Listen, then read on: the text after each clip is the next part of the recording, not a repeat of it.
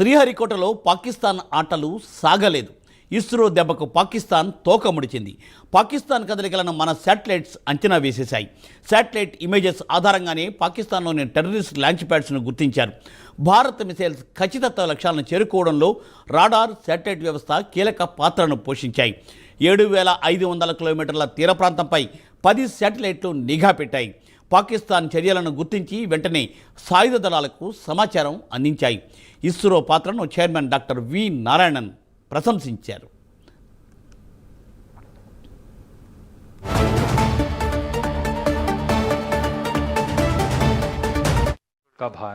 Strategic area, you know we are having our neighbors, you all know, I need not explain.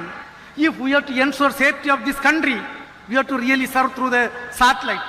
We have to monitor the entire 7,500 kilometer seashore area, we have to monitor.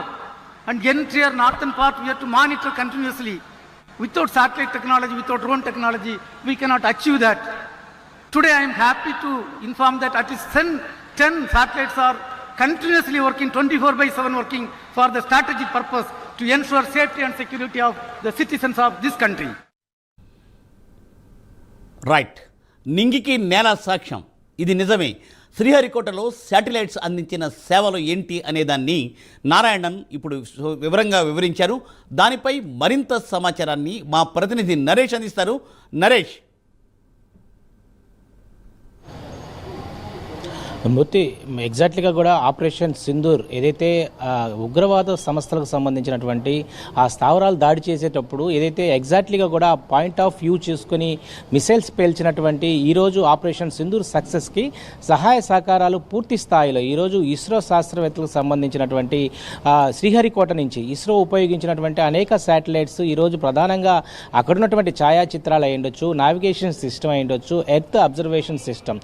So మనం PSLV racket ద్వారా ఉండొచ్చు, GSLV racket ద్వారా అనేక earth observation శాటిలైట్స్ను మనం నింగిలోకి పంపించాం. So దాదాపు కూడా నింగిలోకి పంపించినటువంటి ఎర్త్ అబ్జర్వేషన్ శాటిలైట్స్ ఏదైతే ఉంటాయో అవి పూర్తి స్థాయిలో కూడా ఈరోజు దాదాపు 7,500 కిలోమీటర్ల సముద్ర తీరం వెంబడి ఉండొచ్చు. అదేవిధంగా ఎర్త్లో ఉండేటువంటి మనకు ఉపయోగం అవ్వాల్సినటువంటి అనేక ఎర్త్ సంబంధించినటువంటి దాంట్లో కీలకంగా ఈరోజు ఆపరేషన్ సింధూర్లో ఇస్రో శాస్త్రవేత్తలు తమ యొక్క నావిగేషన్ సిస్టమ్ అయి ఉండొచ్చు, ఎర్త్ అబ్జర్వేషన్ సిస్టాన్ని పూర్తి స్థాయిలో కూడా ఉపయోగించుకొని ఈరోజు ఆపరేషన్ సింధూర్ని సక్సెస్ చేసుకున్నాయి. అంటే ఈరోజు మన రాడార్ వ్యవస్థ అయ్యుండొచ్చు, శాటిలైట్ వ్యవస్థ ఎంత ఉపయోగకరమైనటువంటి విషయమో ఈరోజు మనం చర్చించుకోవాలి. ఎందుకంటే ఈరోజు పాకిస్తాన్కు సంబంధించినటువంటి ఉగ్ర సంస్థలపై మనం దాడి చేసిన తర్వాత దాదాపు 11 ఎయిర్ బేస్కు సంబంధించి అయ్యుండొచ్చు, అణ్వాయుధాలకు సంబంధించినటువంటి పిన్ పాయింట్తో పాటు మన శాటిలైట్స్ ఛాయాచిత్రాల ఆధారంగానే ఈరోజు వాయుసేన ఉపయోగించినటువంటి అనేక మిసైల్స్ కూడా గురి తప్పకుండా స్థావరాలపై చుట్టుపక్కల ఉన్నటువంటి సివిలియన్స్ ఎక్కడ కూడా ప్రాబ్లం పడకుండా ఎక్కడైతే టార్గెట్ ఫిక్స్ చేసామో ఆ టార్గెట్ ఫినిష్ చేసేందుకు ఆపరేషన్ సింధూర్ సక్సెస్లో పూర్తి బాధ్యత ఇస్రో తీసుకుంది. ఇస్రో శాస్త్రవేత్త ఏదైతే చైర్మన్ అయినటువంటి వి నారాయణన్ ఒక కీలక ప్రకటన కూడా జారీ చేశారు. 2 రోజుల క్రితం అగ్రికల్చర్ యూనివర్సిటీ ఇంపాల్లో మణిపూర్కి సంబంధించినటువంటి క్యాపిటల్ ఇంపాల్ ఆయన అక్కడికి వెళ్ళిన తర్వాత అక్కడ విద్యార్థులను ఉద్దేశించి కూడా ఆయన మాట్లాడడం జరిగింది. ఈరోజు ఇస్రో చేపడుతున్నటువంటి అనేక రాకెట్ ప్రయోగాలు ఎంత ప్రయోగాత్మకమైనటువంటి అంటే ఉదాహరణకు ఎగ్జాంపుల్గా భారత్ పాక్ మధ్య జరిగినటువంటి ఈరోజు ఉగ్రదాడులకు సంబంధించి ఉగ్ర ఏరవేతకు సంబంధించి అనేక అక్కడ ఉన్నటువంటి పాకిస్తాన్కి సంబంధించినటువంటి బార్డర్లో ఉండొచ్చు ఎక్కడెక్కడ కూడా సైనిక కదలికలు ఎప్పటికెప్పుడు కూడా ఇన్ఫర్మేషన్ గ్యాదర్ చేసి ఇటు సైనిక దళాలకు అధిపతులకు ఇచ్చినటువంటి పరిస్థితుల్లో ఇస్రో చేపట్టినటువంటి ఈ యొక్క ఛాయాచిత్రాలు, ఈ నావిగేషన్ సిస్టమ్ అయి ఉండొచ్చు, earth observation system, EOS observation సంబంధించినటువంటి శాటిలైట్స్ ఇవన్నీ కూడా. సో ఈ శాటిలైట్స్ పైకి వెళ్ళిన తర్వాత దాదాపు వాటి కాలపరిమితి 5 సంవత్సరాలు అయి ఉండొచ్చు, 8-10 సంవత్సరాలు కూడా ఉంటుంది. ఆ కాల పరిమితి ముగియక ముందే మళ్ళీ కూడా దాని రిలేటెడ్ సంబంధించినటువంటి అబ్జర్వేషన్ సంబంధించినటువంటి ఈఓఎస్ ఎర్త్ అబ్జర్వేషన్ శాటిలైట్స్ని కూడా పంపిస్తూ ఉంటారు. అంటే గతంలో మనం ఈ యొక్క ఇస్రోకి సంబంధించినటువంటి శ్రీహరికోట నుంచి లాంచ్ ప్యాడ్స్ నుంచి పంపించే ర్యాకెట్స్ మనకి ఎప్పుడు ఉపయోగపడతాయి, ఎక్కడ ఉపయోగపడతాయి అంటూ కూడా కొంత మనకి ఉండేది. సో యుద్ధాలు వచ్చినప్పుడు ఈ ఈ యొక్క ఎర్త్ అబ్జర్వేషన్ శాటిలైట్స్ అనేవి దాదాపు రాడర్ వ్యవస్థ ఉండొచ్చు, శాటిలైట్ వ్యవస్థ, ఈరోజు వాళ్ళు ఇచ్చేటువంటి ఛాయాచిత్రాలు అక్కడ ఉన్నటువంటి ఎక్కడెక్కడ స్థావరాలు ఉన్నాయి, ఎక్కడెక్కడ పిన్ పాయింట్తో పాటు ఎక్కడెక్కడ పాకిస్తాన్ కదలికలు, ఆర్మీ కదలికలు, వాళ్ళు చేపట్టే యుద్ధ విమానాల యొక్క కదలికలు, వాళ్ళు ప్రయోగించేటువంటి ప్రతిదీ కూడా ఈరోజు శాటిలైట్ ఇచ్చేటువంటి ఛాయాచిత్రాల ఆధారంగానే ఈరోజు ఉగ్రవాద సంస్థల మీద, ఉగ్రవాదుల యొక్క ఎక్కడైతే వాళ్ళు టార్గెట్ చేయాలనుకున్నారో భారత్ వైమానిక సంబంధించినటువంటి దళాలు పూర్తి స్థాయిలో ఒక సక్సెస్ని అయితే ఈరోజు శ్రీహరికోట ఇస్రో అందుకుంది. దీనికి నేపథ్యంలోనే ఏదైతే అగ్రికల్చర్ యూనివర్సిటీలో ఇంపాల్లో మాట్లాడినటువంటి ఇస్రో చైర్మన్ వి నారాయణన్ ఒక ఆనందంగా ఈరోజు, ఒక గర్వంగా ఈరోజు పాకిస్తాన్పై దాడి చేసేందుకు మన శాటిలైట్స్ ఉపయోగపడ్డాయని కూడా ఆయన మాట్లాడడం జరిగింది. యావత్తు భారతదేశ వ్యాప్తంగా కూడా ఎంతో గర్వించతగ్గ విషయం. ఎందుకంటే ఈరోజు భూభాగంలో ఉండొచ్చు, అదేవిధంగా ఎర్త్ అబ్జర్వేషన్లో కీలకంగా నావిగేషన్ సిస్టమ్ పక్కన పెడితే గతంలో మనం అనేక ఉపయోగాలు శాటిలైట్ ద్వారా మనం వినియోగించుకుంటూనే ఉంటాం. కానీ యుద్ధం సమయంలో యుద్ధాలకు సంబంధించి ఎప్పుడు కూడా ప్రస్తుతం ఉన్నటువంటి గత 70 సంవత్సరాల నుంచి కూడా మనకి ఇలాంటి యుద్ధ భయంకరమైనటువంటి వాతావరణం ఎప్పుడు లేదు.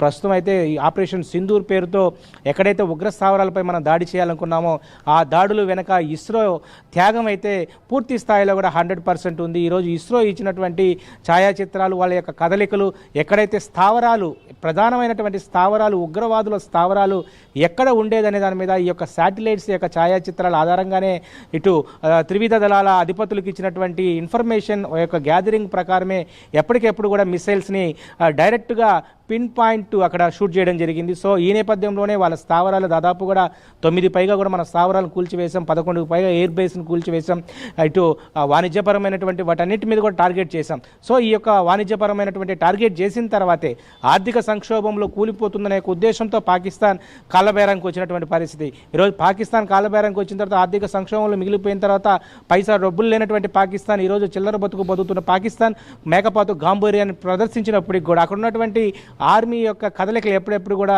మన శాటిలైట్స్, ఎర్త్ అబ్జర్వేషన్ శాటిలైట్స్ ఎప్పుడెప్పుడు కూడా ఇటు త్రివిధ దళాల అధిపతులకు ఇస్తూనే ఉంది. సో ఎంత అధునాతన సాంకేతిక పరిజ్ఞానం కలిగినటువంటి భారతదేశం ఈరోజు పాకిస్తాన్ లాంటి చిన్న దేశం మనపై ఈరోజు యుద్ధానికి సై అంటే కవ్వింపు చర్య మాత్రమే అనుకోవాలా. సో ఈ నేపథ్యంలోనే ప్రధానంగా ఇటు శాటిలైట్స్ అయ్యొచ్చు, రాడార్ వ్యవస్థ పూర్తి స్థాయిలో కూడా మనకి సిస్టమ్ అంతా కూడా మన చేతిలో ఉంది. ఈరోజు దాదాపు కూడా ఉపరితలానికి సంబంధించి అంటే భూభాగానికి సంబంధించి 7,500 కిలోమీటర్ దూరంలో ఎక్కడైనా కూడా భారత ఈ యొక్క ఎర్త్ అబ్జర్వేషన్ సిస్టమ్ ఏదైతే ఉంటుందో సో దాని పూర్తి స్థాయిలో కూడా ఛాయాచిత్రాలు అన్నీ కూడా వస్తూ ఉంటాయి. ఎంత కదలికలు ఉన్నాయో, ఆర్మీ కదలికలు ఎక్కడ జరుగుతూ ఉన్నాయి, ఒకవేళ గుంపుగా ఒక 100 మంది ఆర్మీ మన బార్డర్ ఎల్ఓసి ప్రాంతానికి వస్తూ ఉంటే వెంటనే ఇన్ఫర్మేషన్ వెంటనే వెళ్ళిపోతూ ఉంది. ఈరోజు మనకున్నటువంటి ఆ యొక్క టెక్నాలజీ అంతా యూస్ చేసుకుంటున్నాం. ఈరోజు